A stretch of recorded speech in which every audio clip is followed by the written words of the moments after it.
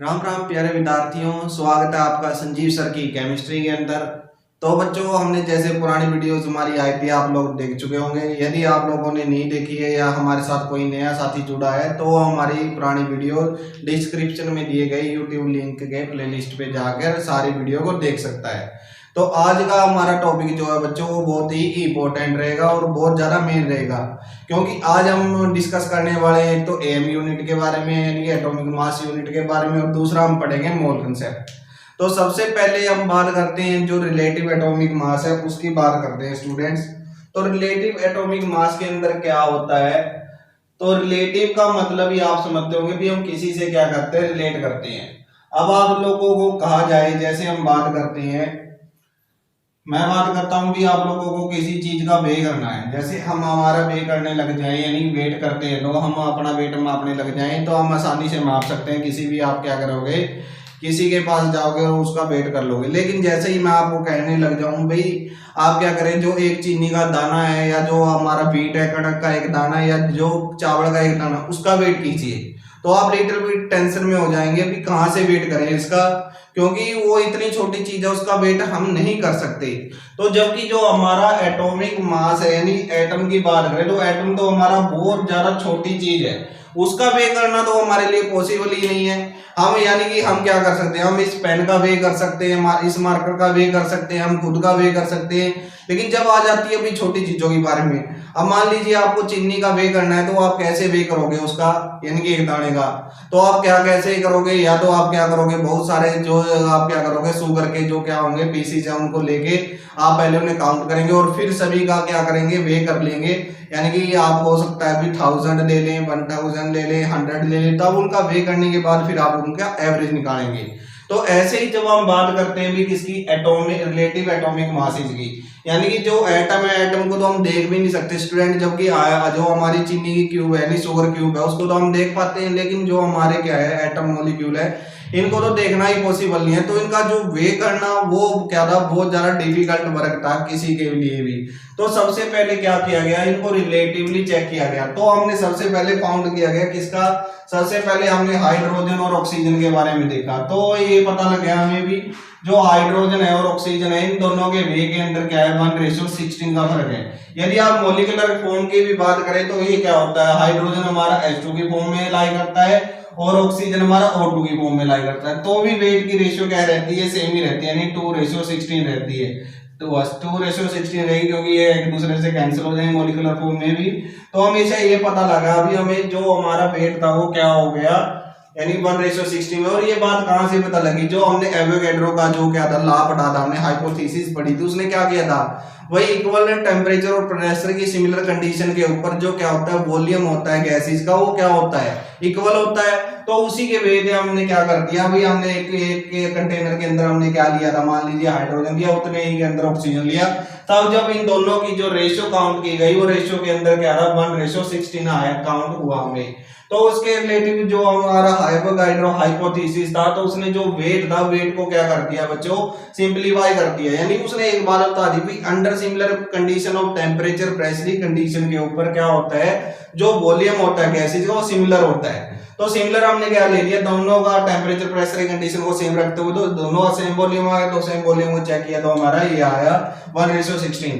तो हमने सबसे पहले क्या लेना स्टार्ट कर दिया है, इन्हीं के विद रिस्पेक्ट टू, यानी कि हमने हाइड्रोजन, सबसे पहले हाइड्रोजन के विद रिस्पेक्ट टू क्या काम करना स्टार्ट कर दिया, तो इसके विद रिस्पेक्ट टू वेट करना स्टार्ट कर दिया। तो इसके रिलेटिवली हमने सारे के सारे जो वेट थे इसको 1 मान के हमने क्या कर दिए, बाकी जो वेट थे उनको काउंट करना स्टार्ट कर दिया। जैसे आपको आज के टाइम पे बता कि नाइट्रोजन का 14 है, तो इनकी रेशियो जब निकाली जाती थी तो वेट की रेशियो क्या आती थी, 1:14 आती थी।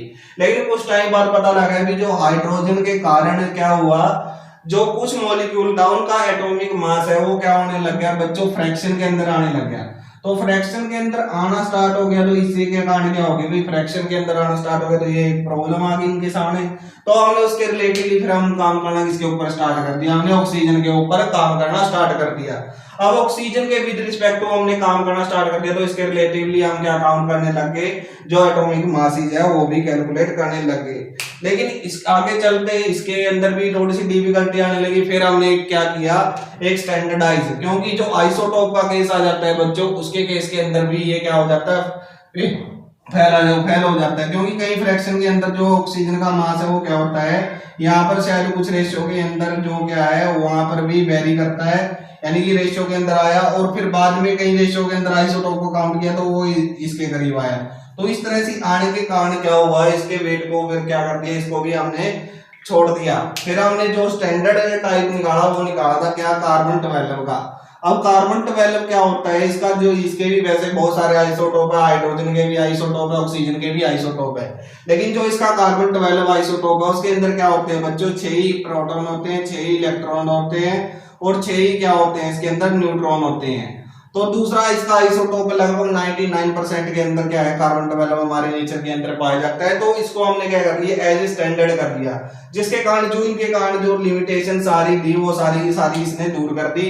दूसरा हमारे नेचर के अंदर पाया जाता है, दूसरे के यानी कि 99% के करीब ये पाया जाता है। इसी कारण से जो हम एटॉमिक मास की यूनिट को क्या करेंगे, डिफाइन करेंगे, वो इसी के बेस पे करते हैं, क्योंकि यहाँ पर क्या आ गया भाई 99% आने के कारण इसने क्या कर दिया, जो बाकी चीजें थी उसको क्या कर दिया, नेग्लिजिबलीफाई कर दिया उसको। तो उसके कारण यहाँ पर हम क्या करने लगे, एटॉमिक मास को डिफाइन करने लगे कार्बन 12 से। तो कार्बन 12 क्या है बच्चों, ये देखिए हमारा, तो कार्बन 12 के अंदर हम क्या बताएंगे आप लोगों को, इसकी जो एटॉमिक मास यूनिट थी वो क्या है, the atomic mass of an element. क्या लिखेंगे इसके अंदर हम स्टूडेंट्स, लिखिए the atomic mass of an element is the number of किसके number of times of an atom, number of times of an atom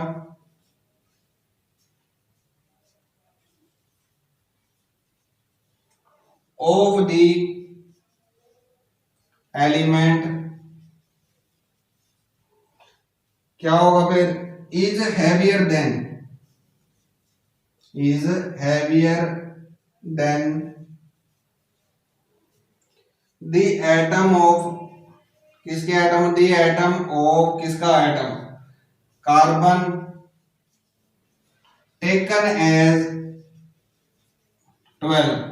यानी कि हमने फिर क्या कर दिया, जो एटॉमिक मास है उसको डिफाइन कैसे कर दिया भाई, इसको किया हमने क्या, एक एलिमेंट जिसका नंबर ऑफ टाइम्स लिया, किसके, एन एटम, किसका जो हैवियर होगा, किसे, कार्बन के 12 आइसोटोप से। यानी क्या कह रहे हैं इसके अंदर बच्चों, हम एटॉमिक मास को क्या कह रहे हैं, the atomic mass of an element, किसी भी एलिमेंट का जो एटॉमिक मास होगा वो क्या होगा, नंबर्स ऑफ टाइम्स होगा, किसके, number of time of N atom of the element is heavier, यानी जो हैवियर होगा किसके, जो कार्बन 12 होगा, कोई भी एटम होगा। मान लीजिए हम क्या लेंगे, हम ले रहे हैं ऑक्सीजन का, तो ऑक्सीजन का है क्या होगा, एटम 16 टाइम होगा, 1 एटम के 1/12 एटम ऑफ कार्बन एटम, यानी कार्बन 12 के 1 टाइम होगा। क्योंकि आपको पता है कि कार्बन का कितना है, 12 है, तो 1/12 कर देते हैं, कि जो सारे कार्बन थे एक कार्बन एटम का कितना आ जाएगा, 1/12 आ जाएगा, और जो 1/12 से कितना ज्यादा हैवियर होगा वो आ जाएगा हमारा, क्योंकि ऑक्सीजन क्या है 60 टाइम से हैवियर होता है एक एटम ऑफ कार्बन आइसोटोप 12 से। तो इस तरह से बाकी सारे के भी क्या हो जाते हैं स्टूडेंट्स, कैलकुलेट हो जाएंगे। तो इस तरह से इनको सबसे पहले क्या किया गया, इन्हीं को रिलेटिव मास कहते हैं। रिलेटिव एटॉमिक मास क्यों कह रहे हैं भाई, क्योंकि हमने सबसे पहले तो हमने क्या किया था, हाइड्रोजन के विद रिस्पेक्ट टू में लिया था इसको, फिर हमने क्या किया, ऑक्सीजन के एज ए ऑक्सीजन रेफरेंस लिया, और ऑक्सीजन के बाद में फिर हमारे सामने आया कौन सा, कार्बन 12। तो इसी के अंदर एक आती है अभी एटॉमिक मास यूनिट स्टूडेंट, वो देखिए एटॉमिक मास यूनिट क्या होती है, इसके बारे में हम डिस्कस करते हैं, उसको एएमयू बोलते हैं। एएमयू क्या आती है हमारी, वो भी इसी से डिफाइन होती है, कार्बन 12 की यूनिट्स है उसी से डिफाइन होती है। फिर उसके बाद में हम पढ़ेंगे इनके बारे में भी, किस प्रकार से क्या हुआ था, और ये एवरेज कैसे आते हैं, फ्रैक्शन के अंदर किस तरह से काउंट किए जाते हैं। कई बार आप देखते हो भी हम एटॉमिक मास को जो आपकी बुक्स के अंदर है वो फ्रैक्शन के अंदर दिए हुए होते हैं, वो किस लिए दिए होते हैं, देखिए पहले 1 एटॉमिक मास को समझते हैं। 1 एटॉमिक मास यूनिट, और इसको बच्चों क्या कहा जाता है, AMU भी बोला जाता है। जब भी हम एटॉमिक मास पढ़ते हैं तो उनके पीछे हम AMU लिख देते हैं। वो किस कारण से होता है, वो इसी कारण से होता है। यहाँ पर क्या लिखा हुआ होगा आपको, AMU आप कहीं जगह देखने को आपको मिलता है स्टूडेंट्स। तो क्या होता है, one atomic mass unit AMU is equal to, क्या होगी, इज इक्वल टू 1/12, यानी क्या होगा 1/12 ऑफ द मास ऑफ किसका, of N atom of carbon 12, किसका, कार्बन 12 का जो क्या होगा 1/12 होगा एक एटॉमिक मास का कार्बन 12। आइसोटोप्स भी ले लेंगे यहाँ पर, क्योंकि कार्बन 12 के आइसोटोप का 1/12 हो जाता है, उसको हम क्या बोलते हैं, 1 एटॉमिक मास यूनिट बोलते हैं। अब जिस भी एलिमेंट का लिखते हैं हम, जैसे आप कहते हैं हम हाइड्रोजन की बात करें तो हाइड्रोजन को कैसे लिखा जाता है, जो हाइड्रोजन का एटॉमिक मास है बच्चों उसको हम लिखते हैं 1.008 AMU। तो इस तरह से क्या लिखा जाता है, एटॉमिक मास लिखे जाते हैं स्टूडेंट्स। और ये सबसे पहले जैसे ऑक्सीजन की बात करें तो ऑक्सीजन का भी ऐसे ही लिखा जाता है, उसको लिखा जाता है हम कैसे, फ्रैक्शन के अंदर 1.9994 AMU।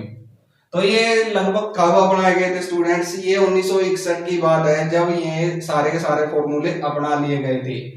तो ये फ्रैक्शन के अंदर किस तरह से काउंट किए जाते हैं, उससे पहले आप एटॉमिक मास यूनिट को समझिए। वन एटॉमिक मास यूनिट क्या होती है बच्चों, ये इक्वल होती है किसके, 1/12 of the mass of an atom. 1/12 क्यों लेते हैं स्टूडेंट, हम पहले बता रहे थे कार्बन का कितना होता है, कार्बन आइसोटोप का जो मास होगा 12 होगा, वो 12 होता है। अब हमें एक का कैलकुलेट करना है विद रिस्पेक्ट टू, तो क्या करते हैं हम इसका 1/12 कर देते हैं किसका, कार्बन आइसोटोप्स का। तो ये 12 से 12 कैंसिल हो जाएगा, एक का आ जाएगा। जैसे हाइड्रोजन काउंट करें तो ये इतने टाइम्स आ जाएगा, ऑक्सीजन का काउंट करेंगे तो ये इतने टाइम्स आ जाएगा किसके, एम यूनिट के। और ये किसके है, रिलेटिव एटॉमिक मास की बात कर रहे हैं स्टूडेंट यहाँ पर हम। फिर हम देखते हैं अभी कई जगह पर हमें क्या लिखेगा, अभी यूनिफाइड स्केल आया था हमारा। यूनिफाइड स्केल क्या है, आज के टाइम पे हम इसी को इस्तेमाल करते हैं, कई जगह पर आपको दिखा होगा, आप देखेंगे भी यू लिखा मिला है, इसको बोलते हैं यूनिफाइड स्केल। अब ये यूनिफाइड स्केल क्या था स्टूडेंट्स, इसके बारे में भी समझिए।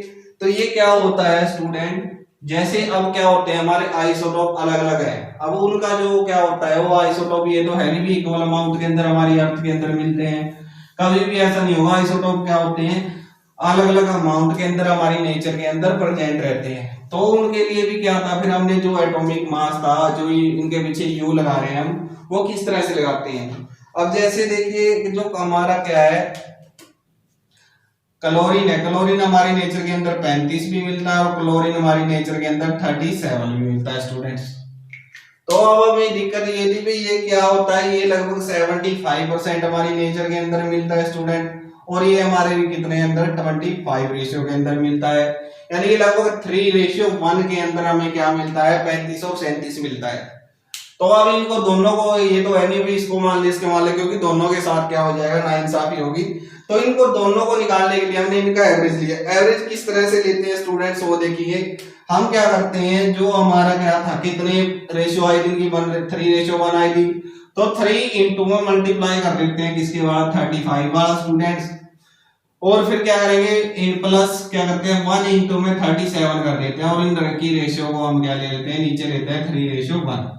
जब इस सभी को हम कैलकुलेट करेंगे स्टूडेंट, आप कैलकुलेट कर भी सकते हैं, इन आएगा 105 आ जाएगा, और ये 37 होगा, डिवाइड बाय 4 होगा, तो इनकी जब हम क्या करेंगे, ये हो जाएगा 142 बाय में 4, तो ये हमारे पास कितना आता है 35.5। और जब भी आप क्लोरीन का देखोगे तो लगभग इतना ही आपको लिखा हुआ मिलता है, जो आपकी पीरियोडिक टेबल से जहां पर भी एटॉमिक मास देखेंगे आप, तो उसका एटॉमिक मास आपको कितना लिखा हुआ मिलेगा, 35.5 लिखा मिलेगा। ये इसी कारण से फ्रैक्शन के अंदर आता है स्टूडेंट्स, क्योंकि ये नेचर के अंदर अलग अलग नेचर के अंदर क्या होते हैं, अलग अलग तरह से मिलते हैं, तो इसीलिए हम इनका एवरेज निकाल देते हैं। वैसे इनका एक फॉर्मूला भी दिया गया है भाई, और आप देख सकते हैं भी कैसे लेते हैं इस फॉर्मूले को। तो उस फॉर्मूले को डिनोट किया जाता है किससे, ए बार, उसके बाद सिग्मा, या समेशन भी बोल सकते हैं आप स्टूडेंट्स। ये समेशन आ गया आपके पास, समेशन क्या होगा, पी आई और ए आई होता है स्टूडेंट, और डिवाइड बाय क्या होगा हमारा 100 हो जाता है। तो इसके अंदर जो बच्चों क्या है पी आई है, पी आई का मतलब क्या होता है, जो परसेंटेज है अबंडेंस की वो बात कर रहे हैं हम, भाई कितना हमें नेचर के अंदर मिलता है उसकी बात कर रहे हैं हम। दूसरा जो हमारा क्या है ए आई है हमारा, ए आई हम क्या बोलते हैं आइसोटोप का एटॉमिक मास बोलेंगे, यानी कि mass of atomic mass of किसका isotope, atomic mass of isotope. ये आइसोटोप का क्या है स्टूडेंट, जो हमारा क्या होगा एटॉमिक मास होगा। तो ये था हमारा फॉर्मूला, इससे क्या आ जाएगा जो हमारा एटॉमिक मास निकल के हमारे सामने आ जाएगा। तो वैसे ही जब भी क्या होते हैं फ्रैक्शन के अंदर मिलते हैं, फ्रैक्शनल अबंडेंस के अंदर जो भी सब्सटेंसेस मिलते हैं उनको इसी फॉर्मूले से हम क्या कर लेते हैं बच्चों कैलकुलेट कर लेते हैं। अब जैसे ये तो क्या था दो का केस था स्टूडेंट्स, अब ये जो केस था ये दो का केस था, ऐसे ही हम दो या तीन का लेके देखते हैं आपको, उसको हम बोलते हैं फ्रैक्शनल अबंडेंस। यानी कई चीजें ऐसी अभी जो फ्रैक्शन के अंदर हमारी नेचर के अंदर मिलती है अलग अलग के अंदर, वो भी एक बार देख लेते हैं कि इस तरह से क्या होती है। तो उसका नाम लिखेंगे हम, उस टॉपिक का नाम रहेगा हमारा फ्रैक्शनल अबंडेंस। फ्रैक्शनल अबंडेंस को भी एक बार देख लीजिए भी किस तरह से क्या हो गया, क्योंकि यहाँ पर हम देखेंगे भी जो सब्सटेंस था हमारा वो क्या होता है एक से ज्यादा आइसोटोप के अंदर हमें मिलेगा और उसकी अबंडेंस क्या होती है अलग अलग होती है।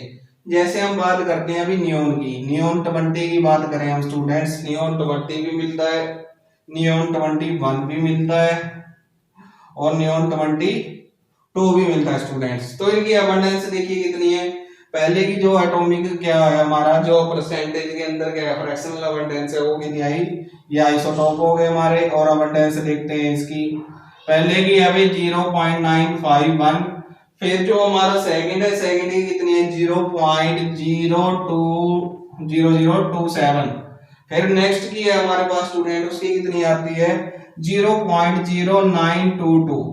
अब इन सभी का हम क्या करते हैं स्टूडेंट, इनकी कैलकुलेट करते हैं, मतलब कैलकुलेट कैसे करेंगे वही फॉर्मूला रहेगा हमारा 20 इंटू में 0.951, फिर कैसे होगा स्टूडेंट, फिर वही मल्टीप्लाई करेंगे किसके साथ 21 वाले के साथ, कितना होगा 0.0027 प्लस में फिर क्या होगा फिर 22, और इन सभी की फिर हम क्या ले लेंगे बाद में स्टूडेंट एवरेज लेके क्या आ जाता है हमारे पास, कुछ निकालने के बाद हमारे पास क्या आता है इसका 20.179 यूनिट्स आ जाती है। जैसे आप इसको कैलकुलेट कर लोगे स्टूडेंट्स, तो इस सारे को कैलकुलेट करने के बाद इसका एवरेज लेंगे, या आप इसकी यहाँ से रेशियो निकाल लीजिए, उस रेशियो को यहाँ से मल्टीप्लाई करके डिवाइड बाय जो भी आएगा उससे हम डिवाइड कर देंगे, तो ये हमारा आंसर आ जाएगा।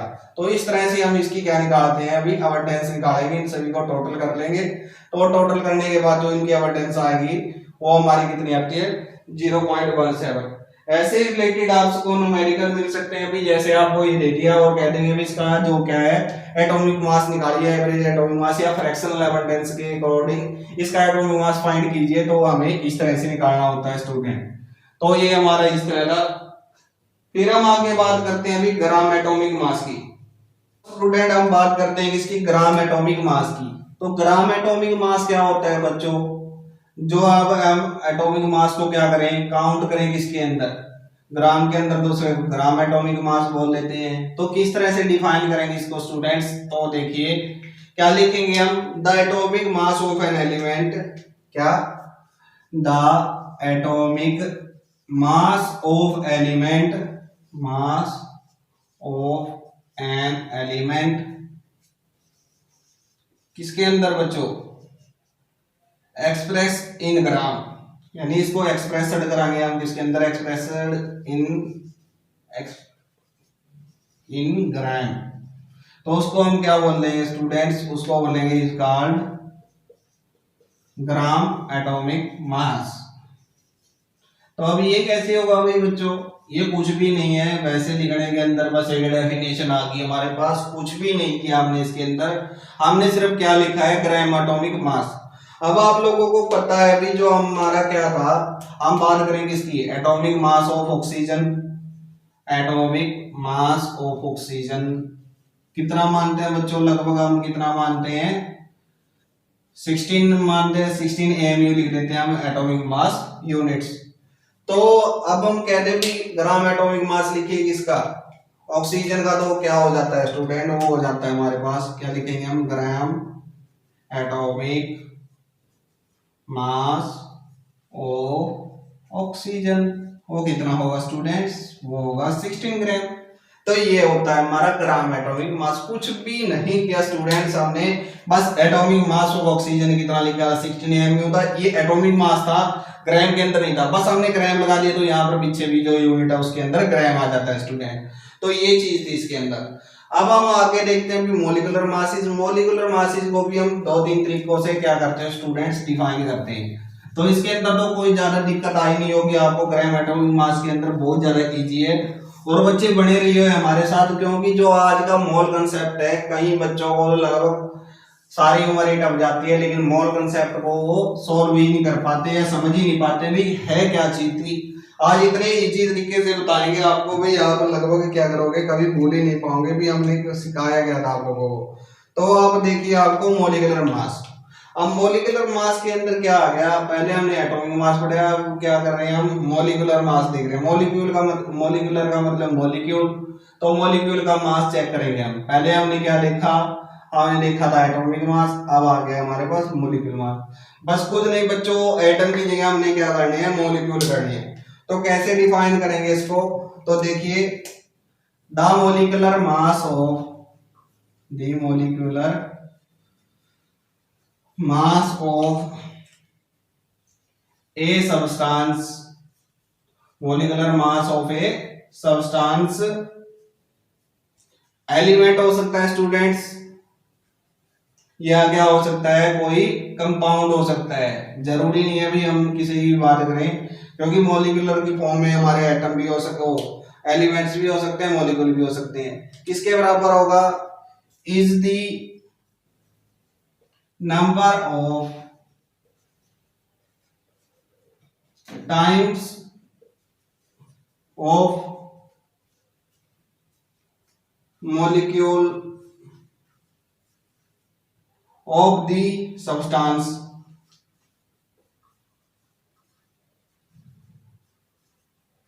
is heavier than 1/12 mass of an atom, किसका, ऑफ कार्बन 12 आइसोटोप। अब क्या बताया बच्चों, इसमें हमने कुछ भी नहीं किया, लगभग आप लोगों ने ये डेफिनेशन पहले देख चुके हैं आप स्टूडेंट्स। क्या है इसके अंदर, the molecular mass of the substance, element और कंपाउंड भी हो सकते हैं बच्चों, is the number of times of molecule, यानी कि जो नंबर ऑफ मॉलिक्यूल का क्या होगा, टाइम्स होगा, जो क्या होगा, हैवियर होगा 1/12 मास ऑफ द किसके, कार्बन आइसोटोप के। एक डेफिनेशन और देख लेते हैं, फिर इसको समझते हैं भी, हमने बताया गया आपको स्टूडेंट। तो और के अंदर देखिए क्या कह रहे हैं इसके अंदर, दोनों को समझने की कोशिश करना, बात एक ही है। क्या कहेंगे, the molecular mass, the molecular mass of a substance is the average relative mass of किसका स्टूडेंट, of its molecule, किसका, मॉलिक्यूल का, एज कंपेयर्ड, किसके कंपेयर में, as compared with an atom, किसका, किसकी बात कर रहे हैं बच्चों, एन एटम ऑफ कार्बन 12 की। और कार्बन 12 क्या होता है, कार्बन 12 आइसोटोप टेकन एज 12। तो इसके अंदर स्टूडेंट्स हमने क्या पढ़ा बच्चों, हमने पढ़ा भी जो हमारा molecular mass of the substance is the average relative mass of its molecule as compared with an atom of carbon 12 isotope taken as 12। यानी कि यहाँ पर हम बात करें भी किसी भी मॉलिक्यूल की बात करें या फिर हम क्या करें किसी भी सब्सटेंस या कंपाउंड की बात करें, तो क्या होगा, वो एवरेज रिलेटिव मास होता है उस मॉलिक्यूल का, कंपेयर किया जाता है किससे, कार्बन आइसोटोप 12 से। और ये भी बता दें बच्चों भी जो कार्बन 12 है ना, आप उसको स्टैंडर्ड के यानी रिलेटिवली जब भी हम बात करते हैं तो रिलेटिव के अंदर क्या होगा स्टूडेंट्स, रिलेटिव मास के अंदर जो कार्बन है उसको जो कार्बन 12 का मास मान रहे हैं ना वो कितना होता है 0.000, स्टैंडर्ड मान के चलते हैं इसको। कहीं आप सोचिए ये भी फ्रैक्शन में है, फ्रैक्शन में होता तो फिर हम ऑक्सीजन और हाइड्रोजन को क्यों छोड़ते, इसलिए इसको लिया गया था स्टूडेंट। तो इसके अंदर हम देखिए भी क्या बताया इन्होंने, एग्जाम्पल से आसानी से समझ में आएगा ये। The molecular mass of substance, वो एलिमेंट है कंपाउंड, हम कंपाउंड का ही देख लेंगे बच्चों, is the number of times of किसका, मॉलिक्यूल ऑफ द सब्सटेंस, यानी नंबर ऑफ टाइम्स होगा उस मॉलिक्यूल का, यानी कि वो मॉलिक्यूल होगा उसका वो इतना ही हैवियर हो जाएगा किससे, कार्बन 12 आइसोटोप से। या फिर मॉलिक्यूलर मास करें किसी सब्सटेंस को, वो एवरेज होगा किसके, रिलेटिव मास के, मॉलिक्यूल के, as compared with the carbon 12। जैसे एग्जांपल देखिए हम सल्फ्यूरिक एसिड का लेते हैं बच्चों, अब उसके अंदर होगा क्या, मॉलिक्यूलर मास निकाल के दिखाते हैं आपको, वहां से आपको आसानी समझ में आएगा, ये उतार लिए होंगे आप लोगों ने, तो यहाँ से देखते हैं या नीचे वाले डेफिनेशन उसी के साथ समझा देंगे आपको। तो यहाँ पर हम क्या ले रहे हैं अभी, अब हमें मान लीजिए आप लोगों को कहा गया है मॉलिक्यूलर मास काउंट कीजिए किसका, ऑफ सल्फ्यूरिक एसिड यानी कि H2SO4, ठीक है स्टूडेंट। तो हम कहते हैं मॉलिक्यूलर मास क्या होगा इसके अंदर, तो क्या होगा ये 2 times of atomic mass of किसका, हाइड्रोजन एटम का, प्लस में 1 into में एटॉमिक मास किसका बच्चों, मास ऑफ सल्फर का, मास ऑफ सल्फर। फिर हम बात करें बच्चों किसकी, 4 टाइम्स होगा किसका, ऑक्सीजन का, क्योंकि ऑक्सीजन का तो एटॉमिक मास। अब एटॉमिक मास लेंगे बच्चों, कहीं आप ये सोचो भी मॉलिक्यूल रहे हैं, मॉलिक्यूल और एटम के अंदर आप लोगों को फर्क पता होना चाहिए भी क्या फर्क होता है, हमने पहले भी बताया था कि जैसे ऑक्सीजन हमारी O2 की फॉर्म में लाई कर रही है, तो ये मॉलिक्यूल है क्योंकि इंडिपेंडेंट रह सकता है, ये एग्जिस्ट करता है फ्रीली, लेकिन जो ऑक्सीजन एटम है ये कभी फ्रीली एग्जिस्ट नहीं करता। तो मान लीजिए इसका वेट कितना था, एटॉमिक मास कितना था इसका मास था 16, तो इसका जो मॉलिक्यूलर है तो इसको हम क्या बोलेंगे, मॉलिक्यूलर मास बोलेंगे, वो कितना आ जाएगा हमारा 32 यूनिट्स आ जाएगा बच्चों, जबकि इसका ये क्या आएगा ऑक्सीजन एटम का 1 AMU 16 AMU आ जाएगा। तो ऐसे ही हम काउंट करें मॉलिक्यूलर मास यानी कि मॉलिक्यूलर या किसी भी कंपाउंड्स का, तो उसको देखते हैं स्टूडेंट। तो उसको किस तरह से देखेंगे हम, या तो आप फ्रैक्शन के अंदर भी ले सकते हैं या हम सीधा ही ले लेते हैं। जैसे क्या होगा, 2 हाइड्रोजन का हम क्या मान लेते हैं, 1 होता है, 1 into में 32 सल्फर का 32 होता है और 4 ऑक्सीजन का ये क्या होता है 16 होता है, तो कितना आ जाता है स्टूडेंट 2 32 64 पे ये कितना हो जाएगा, ये हो जाता है हमारा 98 यूनिट्स। और पीछे ये जरूर लगा देते हैं बच्चों ताकि एक्यूरेसी फाइंड करने के लिए, यानी कि यहाँ पर 0, यहाँ पर फिर 0 और यहाँ पर 0, तो इस तरह से इसको काउंट कर लिया जाता है स्टूडेंट। तो ये था हमारा बच्चों क्या, मॉलिक्यूलर मास। तो इसके मॉलिक्यूलर मास के अंदर हमने क्या देखा, अभी जो मॉलिक्यूल थी डेफिनेशन से भी आप समझ सकते हैं आपको कैसे फाइंड किया जाता है इसको। या हम एक और एग्जांपल लेते हैं बच्चों किसका, ग्लूकोज का एग्जांपल लेते हैं और ग्लूकोज के अंदर फाइंड करने की कोशिश करते हैं भी किस प्रकार से ग्लूकोज का मॉलिक्यूलर मास कैलकुलेट किया जाता है। तो वहां पर हमने क्या लिखना है वही लिखना है, और ये आप लोगों को अब लगता है समझ में आ गई होगी भाई एवरेज लिया जाता है उन सभी मॉलिक्यूल का, और हम उनको क्या कर देते हैं एटम के से साथ कंपेयर करके उनको लिख देते हैं। तो ऐसे ही हम बात कर रहे हैं किसकी, C6H12O6, ये क्या होता है बच्चों, ये ग्लूकोज का फॉर्मूला है, आप लोगों ने देखा होगा।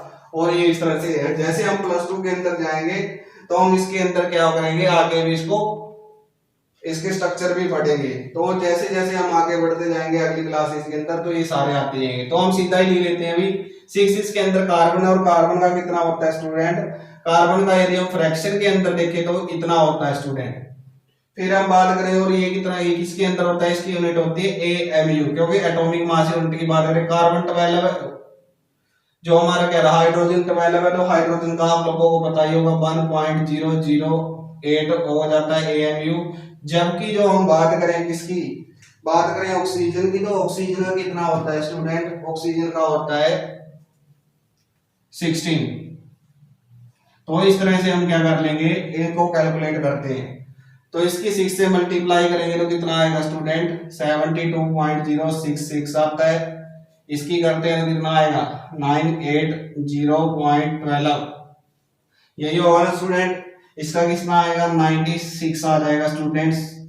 तो ओवरऑल इसको कैलकुलेट कीजिए, ओवरऑल कैलकुलेट करने के बाद कितना आएगा 180, और ये कितना हो जाएगा 4 5 और ये हो जाएगा 6 1, यानी कि इतना हमारा क्या हो जाता है, एटॉमिक मोलिकुलर मास हो जाता है। और इसको हम क्या लिखेंगे, क्योंकि एएमयू चल रहा है तो इसको भी हम एएमयू में लिख लेते हैं। तो ये था हमारा स्टूडेंट्स क्या, मोलिकुलर मास। अब हम बात करेंगे इसकी स्टूडेंट ग्राम मोलिकुलर मास की, तो उसके अंदर कोई ज्यादा डिफरेंस नहीं होता, आप लोग कर लोगे, लेकिन फिर भी हम डेफिनेशन लिखवा देते हैं। क्या होगा, अब हम बात करते हैं इसकी स्टूडेंट, और ये समझ में आया होगा बच्चों, हमने फ्रैक्शन में फाइंड कर दिया, तो इसके अंदर ज्यादा कोई बड़ी दिक्कत आने वाली नहीं है। तो आगे देखिए, आगे होगा हमारा क्या, ग्राम मोलिकुलर मास, यानी कि हमने इसके आगे क्या लगाना है स्टूडेंट, ग्राम लगा लेना है, ग्राम मोलिकुलर मास। तो ग्राम मोलिकुलर मास क्या होगा स्टूडेंट, तो देखिए the molecular mass of substance, क्या लिखेंगे, the molecular mass of substance, molecular mass of substance express किसके अंदर करेंगे हम उसको, एक्सप्रेस इन ग्राम्स, यदि उसको ग्राम के अंदर क्या कर दिया जाए, एक्सप्रेस कर दिया जाए, इज कॉल्ड, क्या होगा वो हमारा, इज कॉल्ड ग्राम एटॉमिक मास। और कुछ भी नहीं था, जैसे हमने क्या किया था, सल्फ्यूरिक एसिड का फाइंड किया था, तो वहां पर क्या होगा बच्चों, वो क्या था, उसका मोलिकुलर मास था, क्या कहेंगे हम उसको, मोलिकुलर मास ऑफ किसका, H2SO4 का कितना था बच्चों, वो था हमारा 98 यूनिट्स। ऐसे ही बात करें हम gram molecular mass of sulphuric acid, तो कितना हो जाएगा बच्चों 90.0 ग्राम्स के अंदर। तो ये था हमारा। फिर फॉर्मूला मासेस आते हैं बच्चों, जैसे हम बात करें भी जो NaCl है, अब जो हमारे क्या होंगे भाई, फॉर्मूला मासेस भी आते हैं स्टूडेंट, उसके अंदर कुछ नहीं है, जैसे NaCl है या Na2SO4 है, ये आइडेंटिटीज हैं कुछ जो क्या है, एटम मॉलिक्यूल की फॉर्म में लाई नहीं करती। तो इनके क्या होते हैं, खुद के स्ट्रक्चर होते हैं, जैसे जो एक सोडियम एटम है वो 6 क्लोरीन एटम से सराउंडेड होता है। तो इनके लिए भी हम वही करते हैं, भी ऑक्सीजन इसका कितना होता है 23 होता है, और इसका कितना होता है 30.5 होता है। तो इसको कैलकुलेट करके क्या हो जाता है 58.5 आ जाता है। तो इसी को हम फॉर्मूला मासेस बोलते हैं स्टूडेंट। तो आगे हम देखते हैं अब मोल कंसेप्ट। तो डियर स्टूडेंट, अब हम पढ़ते हैं मोल कंसेप्ट के बारे में। भाई ये मोल कंसेप्ट था क्या, कैसे इसकी शुरुआत हुई थी, तो हमने इसको काफी इजी बनाने की कोशिश की है ताकि आप लोग इसको समझ सकें आसानी से। वैसे ये मोल कंसेप्ट क्या है, बड़ा ही डेटा कंसेप्ट है, हमें भी थोड़ा बाद में पता चला था भी ये एक्चुअल में वो चीज क्या है। तो इसके अंदर स्टूडेंट देखना ये होता है भी जैसे हम पहले बात कर रहे थे आप लोगों के साथ, भाई जब हम कैलकुलेट करने लग जाते हैं, जब एटम का मास कैलकुलेट करने की बात आती है, तो ये क्या हो जाता है, बहुत बड़ा फंडा हो जाता है इसके पीछे। भाई एक एटम का मास किस तरह से कैलकुलेट करते हैं आप लोग, तो उसके बारे में जो हमारा एवोगैड्रो जी थे, एवोगैड्रो जी ने क्या बताया, उनको एवोगैड्रो भी बोलते हैं। तो उन्होंने क्या बताया भाई, उन्होंने एक फॉर्मूला दिया था जिसको हमने पढ़ा भी था, भाई इक्वल वॉल्यूम कंटेन करते हैं सभी गैसेस जब क्या कंडीशन क्या हो उसकी, टेम्परेचर और प्रेशर की कंडीशन सिमिलर हो। तो इन सभी से जोड़ के हम क्या करते हैं, मोल कंसेप्ट को डिफाइन करने की कोशिश करते हैं। तो आप लोगों ने ये भी पढ़ा होगा भी जो एटम का मास है वो इजीली कैलकुलेट तो नहीं हो सकता, मतलब एक एटम को आप क्या कर दो, पहली बात तो हम एटम को देख ही नहीं सकते, और देख बाई चांस हमें वो दिख भी जाए गया तो हम उसका वेट कैसे कैलकुलेट करेंगे, क्योंकि इतनी स्मॉल क्वांटिटीज है। हम बात करें तो भी आप शुगर क्यूब लेंगे तो उसका भी वॉल्यूम आप लोग अप्रोक्सीमेटली नहीं बता पाएंगे, उसको भी हम क्या करेंगे, उसका भी हम क्या करेंगे वेट करके एवरेज निकालेंगे, यानी कि बहुत सारे उसके जो शुगर क्यूब होगी वो बहुत सारी लेके हम उसका फिर क्या करेंगे, काउंट करने के बाद उनका वेट करके उनकी एवरेज निकालेंगे। तो सेम केसेस के अंदर है, और यहाँ तक कि हमारी तो काउंटिंग भी हमें क्या पता है, हमें पता है भी हम अरब यानी करोड़ अरब खरब इतने तक पढ़ते हैं, और ये क्या हो जाती है, इससे बहुत ज्यादा लार्ज क्वांटिटी है। तो सबसे पहले तो हम बताते हैं भी मोल कंसेप्ट है क्या था हमारा, तो उसके बारे में बात करते हैं भी कहां से आया था। पहले वो डेफिनेशन बता देते हैं भी जो एवोगैड्रो नंबर है वो क्या था। तो एवोगैड्रो नंबर की डेफिनेशन देखिए भी क्या था। एवोगैड्रो नंबर में भी डिफाइन है, सबसे पहले एवोगैड्रो की बात करें हम, एवोगाद्रो भी बोलते हैं इनको, एवोगैड्रो, एवोगैड्रोस नंबर क्या था भी, ये भी एवोगैड्रो नंबर में भी डिफाइंड एज, यानी कि इसको हम किस तरह से डिफाइन करेंगे, एवोगैड्रो नंबर में भी डिफाइंड एज क्या कहेंगे students, the number of atom, the number of atoms, number of atoms क्या होंगे स्टूडेंट, प्रेजेंट इन 1 ग्राम्स किसके, atom of the element, atom of the element, और किसका student, the number of molecules, the number of molecules, number of molecules present in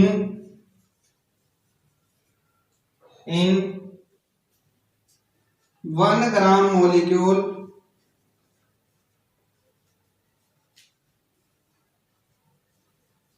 1 gram molecule of the substance, of the substance. यहां देख के आप लोगों को पढ़ के लगता है भाई डिफिकल्ट लगेगा आपको, क्या बता रहे हैं हम, the number of atom present in 1 gram of atom of element, किसी भी एलिमेंट के 1 ग्राम एटम के अंदर जितने नंबर ऑफ एटम प्रेजेंट होते हैं उसको हम क्या बोलते हैं, एवोगैड्रो नंबर बोलते हैं। या किसी मॉलिक्यूल की बात करें, उस मॉलिक्यूल के अंदर 1 ग्राम मॉलिक्यूल के अंदर कितने नंबर ऑफ मॉलिक्यूल प्रेजेंट है उसको हम क्या बोलते हैं, उसको हम बोलते हैं एवोगैड्रो नंबर। और एवोगैड्रो नंबर कहां से आया था स्टूडेंट, पहले वो देखते हैं। इसकी वैल्यू होती है, जो हमारा एवोगैड्रो नंबर होता है उसको हम लिख देते हैं, क्या होता है, एवोगैड्रोस नंबर। एवोगैड्रोस नंबर कितना था स्टूडेंट, और इसको किससे डिनोट किया जाता है स्टूडेंट, इसको डिनोट किया जाता है स्टूडेंट n बाय a से, यानी कि n और इसके जो वो क्या होता है, इसके नीचे लगा दिया जाता है a। ये किसके बराबर होता है, 6.022 इंटू में 10 रेज पावर 23। ये हमारा क्या होता है बच्चों, एवोगैड्रो नंबर है।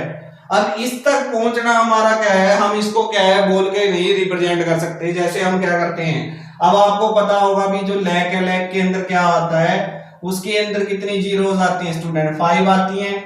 मिलियन की बात करें उसके अंदर कितनी आएंगी, 6 आएंगी। फिर ऐसे ही हम बात करें 1 करोड़ की, तो उसके अंदर कितनी आएगी, करोड़ के अंदर क्या आएंगी, 7 आएंगी। और फिर हम बात करें 10 करोड़ की, उसके अंदर कितनी आएंगी, उसके अंदर 8 आ जाएंगी। ऐसे ही बात करें हम, फिर खरब की बात करें 9, 10 खरब की बात करेंगे तो कितना हो जाएगा, 10 हो जाएगा। उसके आगे फिर हमारा शंख, महाशंख, इस तरह की यूनिट से आती हैं। तो वहां तक पहुंचना यानी कि बोलना इसको थोड़ा सा डिफिकल्ट हो जाता है। और इस तरह से था, तो इस तरह को कैसे कैलकुलेट किया गया था, क्योंकि ये भी समस्या थी, क्योंकि जो हमने रिलेटिव एटॉमिक मास पढ़े थे वो हमारे लिए क्या थे, पार्टिकुलर वैल्यूज नहीं थी उनकी। तो इसको किस तरह से कैलकुलेट किया गया था स्टूडेंट, तो जो हमारी क्या होती है मास स्पेक्ट्रोस्कोपी है, उस मास स्पेक्ट्रोस्कोपी की क्या होती है, टेक्निक होती है फाइंड करने की, मॉलिक्यूल का जो वेट है उसके बारे में बता देती है, मास के बारे में नहीं। आप निकल अमाउंट ऑफ मास लेके चलते हैं तो लगभग उसकी सारी प्रॉपर्टीज हमारे सामने आ जाती हैं। मोल है किसका, किसी भी एटम का, जब हम 1 मोल की बात करेंगे, अभी हम डिस्कस करेंगे स्टूडेंट भी 1 मोल क्या कैसे आता है। तो 1 मोल ऑफ कार्बन एटम, यानी कि जो कार्बन आइसोटोप एटम है वो क्या करता है, कितना वेट होता है उसका, यदि 1 मोल की बात करें, फिर जो उसका एटॉमिक मास होता है उसी को हम क्या बोल देते हैं, उसी को हम मोल बोल देते हैं। जैसे 1 मोल ऑफ कार्बन 12 की बात करें, उसके अंदर क्या हो जाता है, 12 ग्राम हो जाता है। यदि ऑक्सीजन करते हैं हम तो यहाँ पर 16 हो जाता है, नाइट्रोजन करते हैं तो यहाँ पर 14 हो जाता है।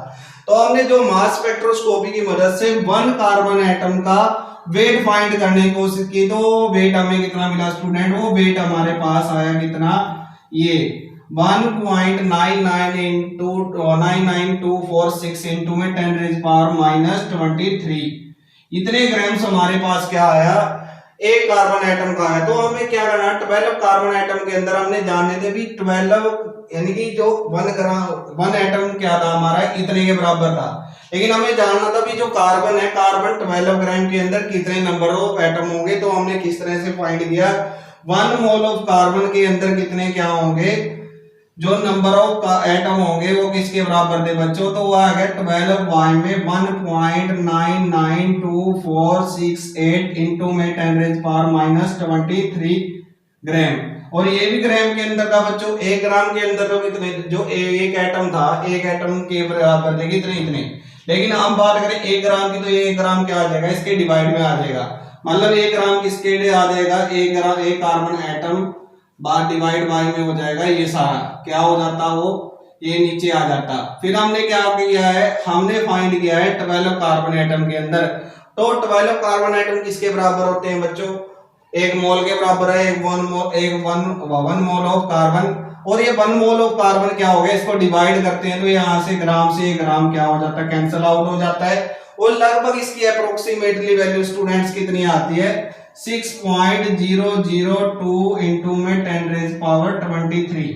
तो यानी कि इतने एटम प्रेजेंट है किसके अंदर, इतने एटम प्रेजेंट है 1 मोल ऑफ कार्बन एटम के अंदर। यदि हम ऐसे ही ऑक्सीजन की बात करें स्टूडेंट, तो वो भी कितने होंगे, यानी मैं कह दूं भाई 1 मोल ऑफ ऑक्सीजन, वो 1 मोल ऑफ ऑक्सीजन के अंदर भी कितने होंगे, वो भी हमारे 6 इंटू 0.10⁻23 एटम्स होंगे। यदि हम बात करें भी स्टूडेंट्स मॉलिक्यूल की बात करने लग जाए, हम यहाँ पर कहते हैं भी 1 मोल ऑफ मॉलिक्यूल ऑफ किसके, ऑक्सीजन के। ऑक्सीजन का मॉलिक्यूल क्या होता है, इतने होते हैं। तो इसके अंदर जो नंबर ऑफ मॉलिक्यूल होंगे वो भी हमेशा क्या होंगे, स्पेसिफाई होंगे, इतने ही होंगे स्टूडेंट्स। तो ये चीज थी हमारी भी, मोल कहां से हमने कैलकुलेट किया था, क्योंकि जो हमने क्या किया, हमने 12 ग्राम क्या ले लिया, कार्बन ले लिया। 12 ग्राम कार्बन यानी कार्बन 12, हमने 12 ग्राम ले लिया। और ये किसके बराबर होता है स्टूडेंट, ये 1 मोल के बराबर होता है। अब ये 1 मोल के बराबर था, तो हमने क्या किया, हमने कैलकुलेट किया, तो इसके अंदर पता लगा हमने भी कितने थे इसके अंदर, नंबर ऑफ एवोगैड्रो थे। फिर हमने ऑक्सीजन एटम लिया, ऑक्सीजन एटम को भी हमने क्या कर दिया, इसी तरह से किया। तो इसके अंदर क्या होता है, 16 ग्राम है, और 16 ग्राम यानी कि 1 मोल ऑफ ऑक्सीजन के इक्वल टू आ जाते हैं ये भी। यानी कि ऑक्सीजन एटम के बात करें, मॉलिक्यूल करेंगे तो मॉलिक्यूल हो जाएगा, तो यहाँ पर 32 ग्राम्स हो जाएगा स्टूडेंट। तो ये क्या होता है, ये हम एटम की बात करें स्टूडेंट्स, फिर हम धीरे धीरे डिस्कस करते हैं इनकी डेफिनेशंस को। तो ये आया हमारे पास भी, इसके अंदर इतने एटम थे। और ये कैसे पता लगा, भी हमें पता है टेम्परेचर और प्रेशर की कंडीशन को सिमिलर करते हुए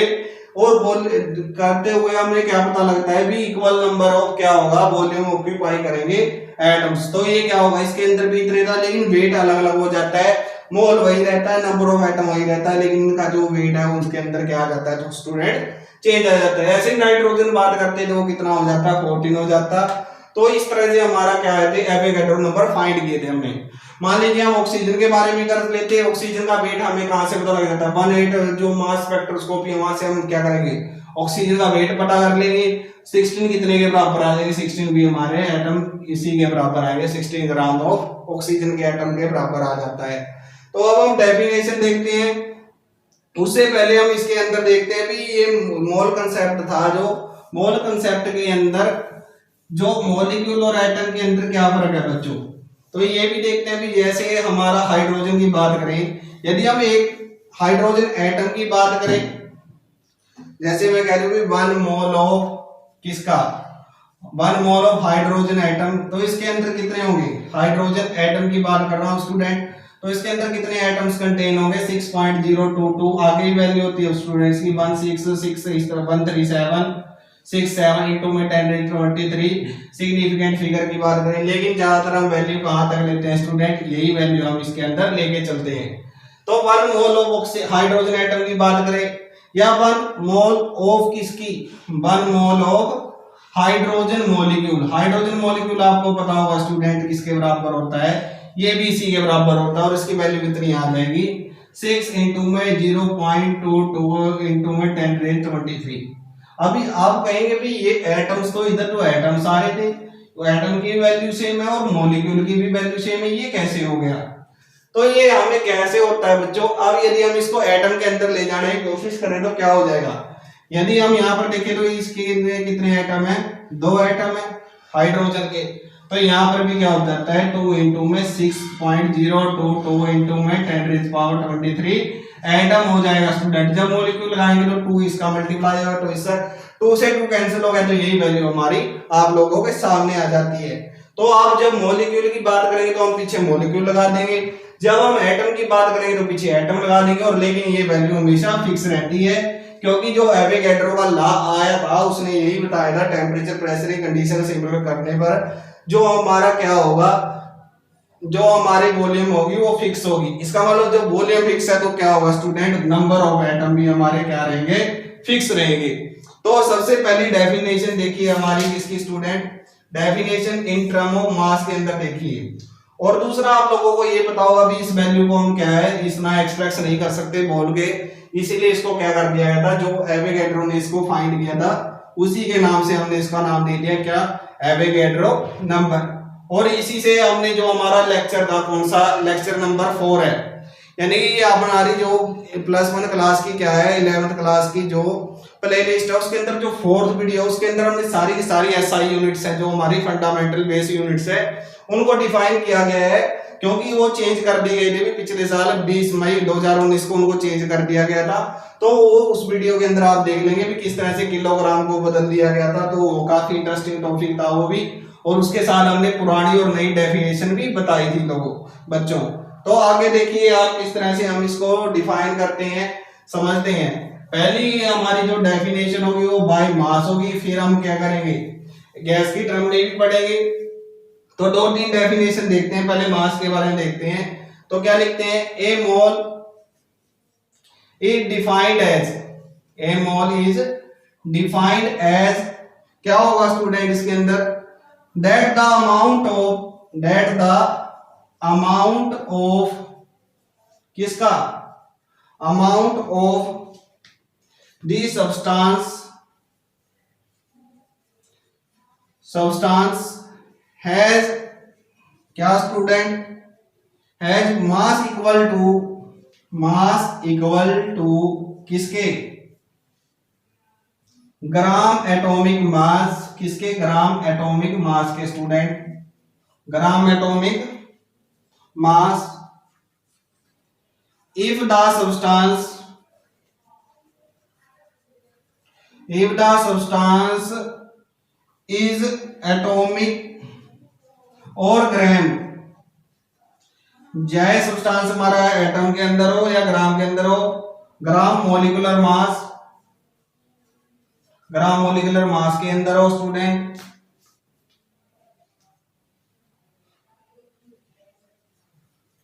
if substance is molecular, if substance is molecular।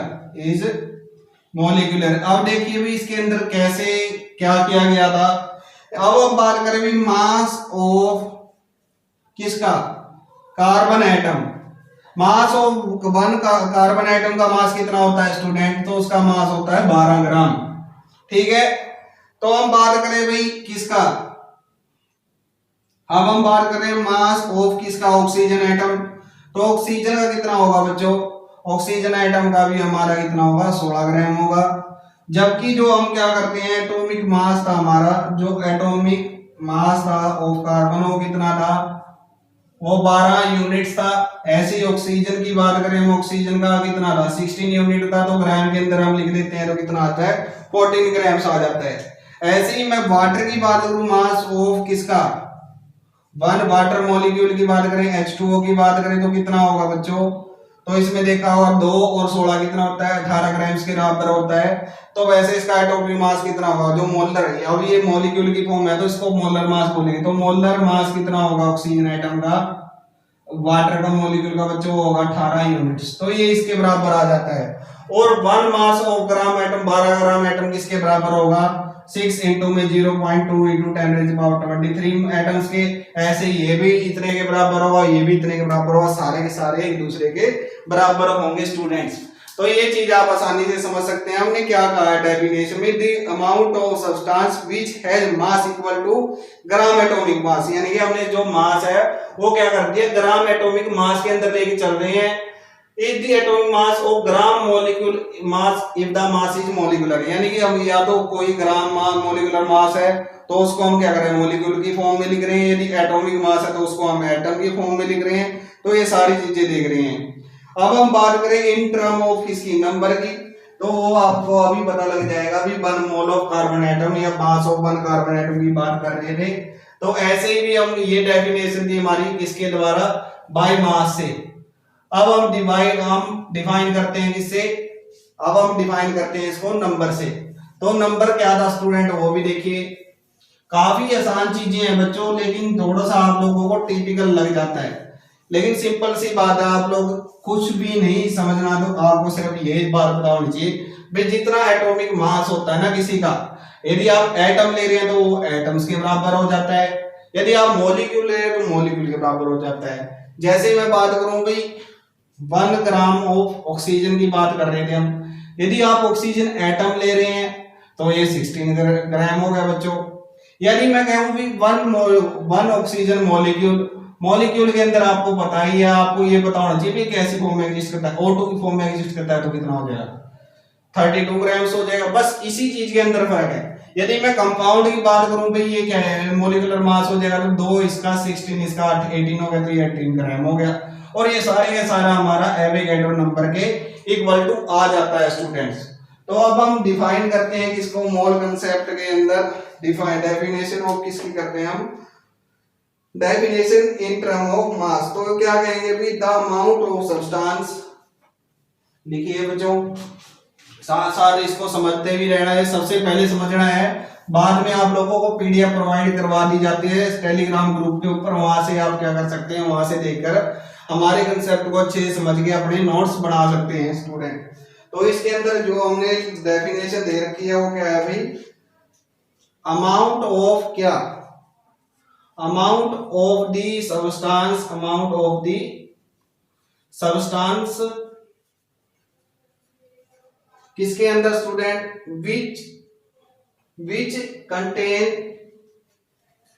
Which contain क्या स्टूडेंट, एवोगैड्रो नंबर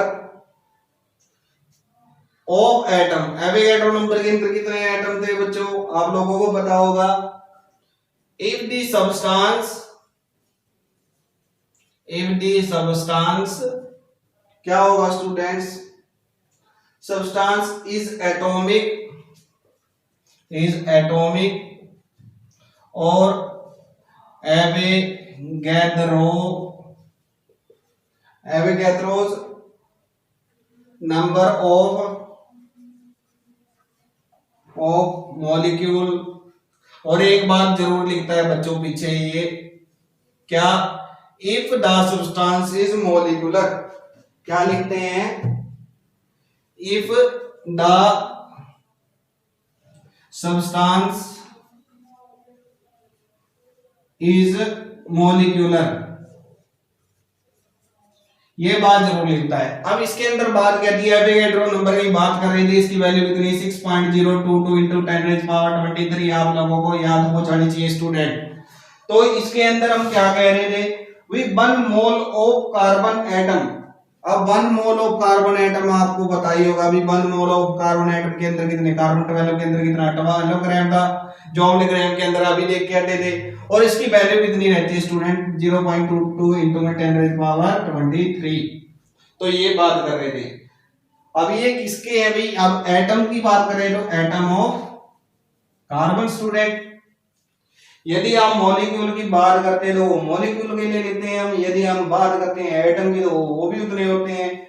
जैसे मैं कहूं भी 1 मोल ऑफ किसके, 1 mole of oxygen atom, oxygen atom के अंदर कितने हो गए 16 ग्राम हो गए, तो इसकी वैल्यू कितनी होगी 6.022 into 10⁻23 एटम ऑफ किसके, ऑक्सीजन के। यदि मैं बात करूं 1 मोल ऑफ, ये बात बार बार आपको बता रहे हैं इसीलिए ऑक्सीजन को लिख रहा हूं मैं बार बार। अब मैंने ऑक्सीजन का मॉलिक्यूल लिखा है स्टूडेंट, तो मॉलिक्यूल लिखा है तो इसका वेट क्या हो जाएगा, डबल हो जाएगा, क्योंकि एटम एक है तो मॉलिक्यूल 2 की फॉर्म में एग्जिस्ट कर रहा है तो 22 ग्राम्स हो जाएगा। और इसकी वैल्यू कितनी आ जाएगी 0.22 10⁻23 एटम मॉलिक्यूल आएगा अब यहाँ पर मॉलिक्यूल ऑफ किसके, ऑक्सीजन के स्टूडेंट। तो ये बात आप लोगों को समझने वाली थी। फिर थर्ड था हमारा भी, थर्ड हम बात करते हैं किसकी फॉर्म में, वॉल्यूम की फॉर्म में। ये आप लोगों को समझ में आया होगा स्टूडेंट। यदि मैं वाटर की बात करूं, 1 मोल ऑफ किसका, वाटर मॉलिक्यूल, तो क्या होगा हमारा, वो भी वैल्यू कितनी हो जाएगी, 18 ग्राम। 18 ग्राम इसके बराबर होगा, इसी सेम वैल्यू के बराबर हो जाता है स्टूडेंट। तो हम लास्ट डेफिनेशन देखते हैं इसकी, वो क्या होती है, वॉल्यूम की फॉर्म में। अब वॉल्यूम की फॉर्म में हम बार बार कह रहे हैं भी वॉल्यूम की फॉर्म में कैसे होगा, हमने उस दिन निकाल के दिखाया था भी under similar condition temperature pressure की कंडीशन के ऊपर जो हमारी वैल्यू आई थी वो वॉल्यूम की कितनी आई थी, 22.4 लीटर के करीब आई थी। तो क्या कहते हैं इसके अंदर भाई, द अमाउंट ऑफ गैस, क्या लिखेंगे, द अमाउंट ऑफ गैस, किसकी student, amount of gas which has a volume, जिसके पास क्या है, विच हैज ए वॉल्यूम कितना स्टूडेंट, वॉल्यूम स्टैंडर्ड कितना था हमारा स्टूडेंट्स, वो था volume of 22.4 litre at STP. ये कंडीशन जरूर याद रखनी है, सिमिलर कंडीशन यानी स्टैंडर्ड टेम्परेचर प्रेशर कंडीशन के ऊपर। और हमने क्या कर दिया, वो उसी कंडीशन के ऊपर सब पढ़ा था हमने भी, एवोगैड्रो क्या था, एवोगैड्रो हमारा लॉ था, उसके अंदर भी हमने यही पढ़ा था कि सिमिलर कंडीशन टेम्परेचर प्रेशर के ऊपर वॉल्यूम क्या हो जाती है, फिक्स हो जाती है। तो उस फिक्स वॉल्यूम को हमने क्या ले लिया, 22 लीटर ले लिया। तो इसका मतलब क्या हो गया, जो 1 मोल ऑफ, अब हम बात करें भी 1 मोल किसकी, of oxygen atom, oxygen atom की हम बात करें, 1 मोल ऑफ ऑक्सीजन गैस की बात करें या एटम की बात करें, तो वो किसके बराबर होता है स्टूडेंट, वो बराबर होता है 22.4 litre of oxygen, of oxygen at STP, standard temperature pressure condition.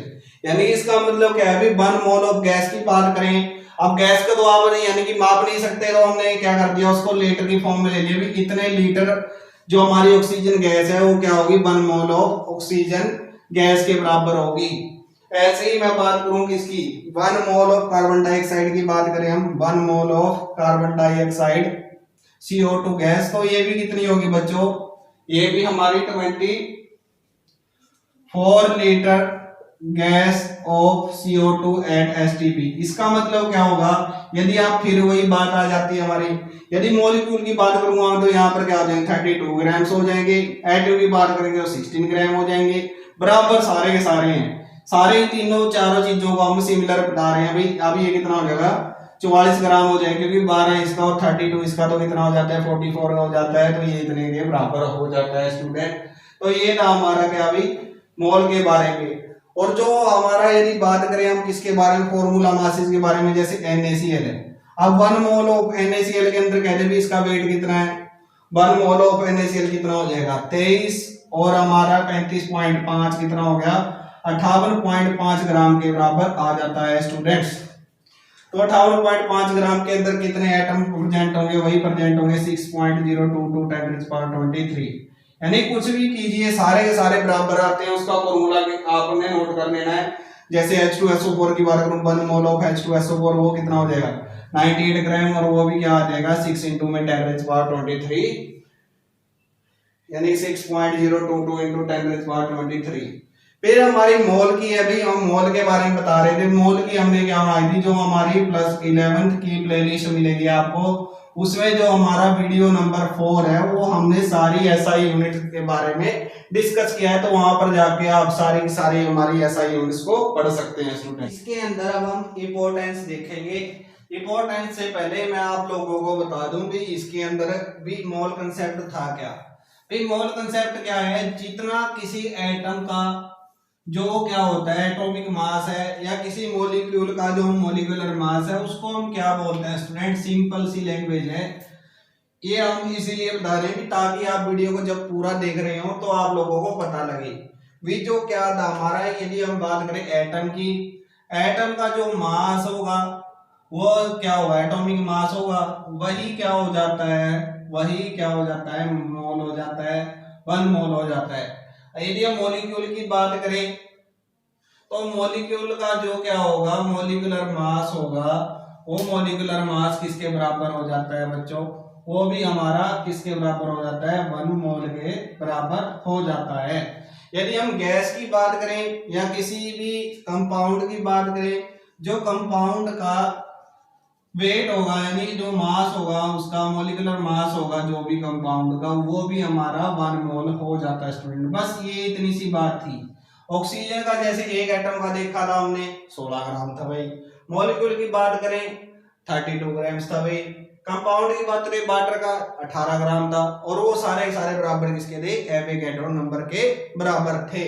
तो अब हम इनकी इंपॉर्टेंस समझते हैं भाई, ये इंपॉर्टेंस कहाँ कहाँ है इनकी। तो कुछ 4-5 लाइन है जिसके बारे में आप लोगों को बता देते हैं। तो कौन कौन सी लाइनें हैं वो देखिए, हम लिखते हैं क्या, ऐसे ही आप ग्राम एटॉमिक मास को भी वहीं से डिफाइन कर सकते हैं, आसान है। लेकिन अब हम पढ़ते हैं इंपॉर्टेंस ऑफ किसकी, एवोगैड्रो नंबर की, इंपॉर्टेंस ऑफ एवोगैड्रो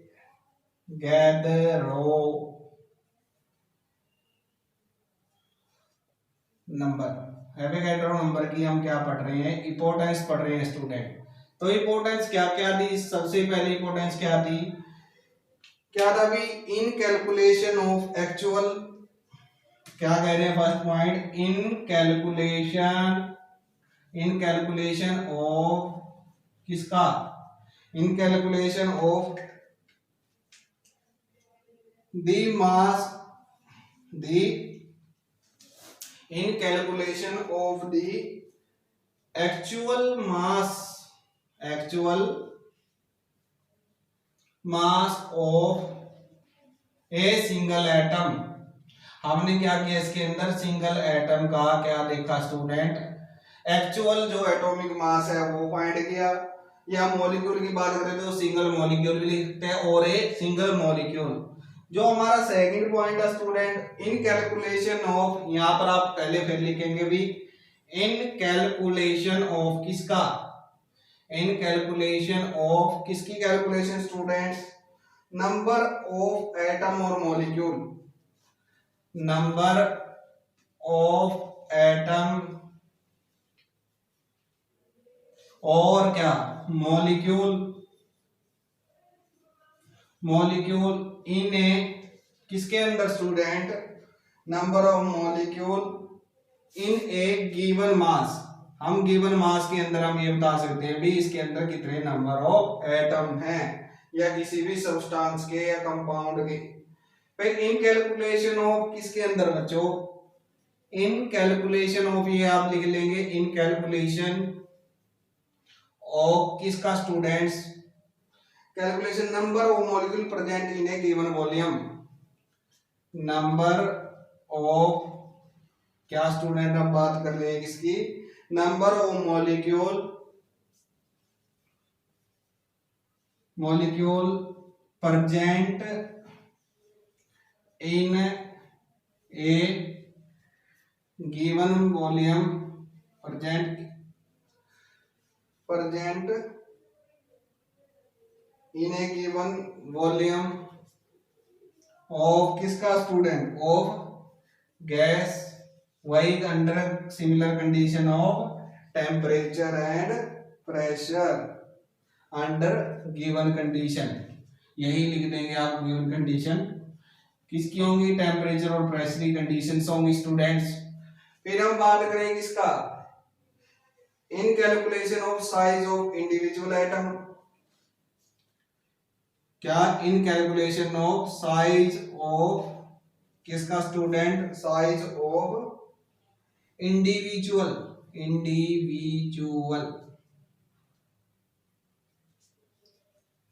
एटम का, यहाँ आगे भी लिख सकते हैं हम, पीडीएफ प्रोवाइड करवा देंगे, और molecule assuming to be spherical, इनको हम क्या मानते हैं भाई, और मॉलिक्यूल लिख ही देते हैं हम, एज्यूमिंग दैट, क्या होगा ये student, assuming that with them to be spherical, assuming them to be spherical. Spherical का मतलब ये क्या है भाई, स्फीयर की फॉर्म में है। तो ये हमारी क्या थी स्टूडेंट्स, कुछ हमारी क्या थी कैलकुलेशन थी। और लास्ट है हमारी जो सबसे ज्यादा इंपॉर्टेंट है इसकी, वो है calculation of actual mass of 1 MU। In calculation of actual mass of 1 AMU। तो यानी कि जो हमारी क्या थी, जो इंपॉर्टेंस थी इसकी, वो क्या थी, साइज के बारे में बता रहा, नंबर ऑफ एटम के बारे में बता रहे थे इसके अंदर। और लास्ट हमारी कैलकुलेशन ऑफ किसकी स्टूडेंट, एक्चुअल मास ऑफ किसका स्टूडेंट, मास ऑफ 1 AMU और 1 U। अभी ये क्या चीज थी बच्चों, जैसे हमने 1 कार्बन एटम के बारे में देखा था, तो वहां पर क्या देखा स्टूडेंट, जो हमारा 1 AMU था, 1 AMU या इसको हम 1 U भी बोल देते हैं, वो किसके बराबर था स्टूडेंट, वो था हमारा 1/12 इंटू में 12 ग्राम था हमारा किसके अंदर, जो जितना उसका क्या था, हम क्या कार्बन 12 को लेके चल रहे थे, तो 1/12 से करते थे किसका, 12 ग्राम कार्बन का। और मोल कितने थे, 6.022 10⁻23। ठीक है स्टूडेंट, तो इसका जो एक्चुअल मास आएगा वो कितना आएगा, 1.6606 इंटू में 10⁻20 - 24 ग्राम, ये चीज आई थी स्टूडेंट। तो किलोग्राम के अंदर लिखे तो क्या हो जाएगी, पावर हमारी बढ़ जाएगी, 1.6606 इंटू में 10⁻20 कितना आ जाएगा स्टूडेंट, 27 किलोग्राम आ जाएगा। वो जो हमने पहले वैल्यू दिखाई थी उसको एक बार स्टूडेंट चेक कर लेंगे, यदि वही वैल्यू थी तो ये हमारा सही रहेगा आप लोगों के लिए। तो इस तरह से हम क्या करते हैं, कैलकुलेशन कर लेंगे, यानी कि आप उसको चेक कीजिएगा जो हमने पहले लिखवाई थी, 1 ग्राम ऑफ कार्बन क्या था, हमने लिखा था अभी 1.01 मोल ऑफ कार्बन 2.682 10⁻23। तो ये चीज हमारी कैलकुलेट करके देखिएगा। अब 1 एटॉमिक मास यूनिट हमारे इसके बराबर थी, तो इनको कैंसिल करने के बाद हमारे पास क्या आ गया था, उसका वेट आया था 1 कार्बन एटम का, 1 ग्राम ऑफ कार्बन एटम का, तो हमारा वो इस टाइम इतना आया था। तो ये था हमारा बच्चों आज का लेकर इसका टॉपिक मोल कंसेप्ट के बारे में। सिर्फ 2-3 चीजों के बारे में आपको क्या करना है, पता रखना है, बाकी आपके लिए बिल्कुल आसान हो जाता है। यदि आप लोगों को वीडियो अच्छी लग रही है तो आप क्या कीजिए, इसको शेयर कीजिए, लाइक कीजिए और वीडियो के ऊपर ज्यादा से ज्यादा कमेंट कीजिए। और यदि आप किसी स्टूडेंट ने चैनल को सब्सक्राइब नहीं किया है तो उसको सब्सक्राइब करें, बेल आइकन को प्रेस कर लीजिए। और बच्चों इस वीडियो को ज़्यादा से ज़्यादा शेयर करें ताकि आपके जो दूसरे फ्रेंड्स हैं उनको भी आसानी से इन चीज़ों के बारे में समझ में आए। जो काफ़ी डाउट के अंदर है भी साइंस स्ट्रीम चूज करनी है नहीं करनी है, उनको भी हमारे वीडियोस के बारे में बताएं तो काफ़ी आसान रहेगा, क्योंकि आपके मन में ना रहे किसी प्रकार की कोई मिस्ट्री, क्योंकि आपके संजीव सर आप लोगों को पढ़ाएंगे केमिस्ट्री। थैंक यू बच्चों, आगे हाजिर होंगे नए टॉपिक के साथ। Bye bye.